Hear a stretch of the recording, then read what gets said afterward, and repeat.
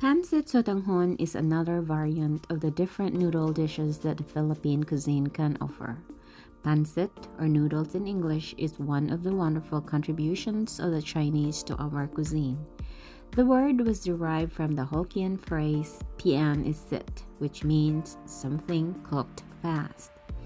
Now for this recipe, we will use Sotanghon noodles, which are also called as cellophane noodles, tanghon, bean thread noodles, crystal noodles, or glass noodles in other parts of Asia.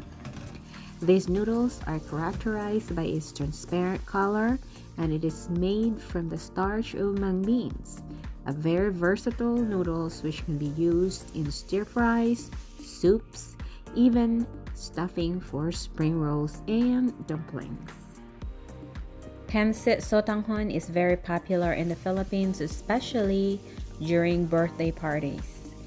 And I'm making this today because Lola's daughter and grandson love pancit. So please sit back, enjoy, and if you have any comments about my video, about how I did my cooking, feel free to suggest and comment below.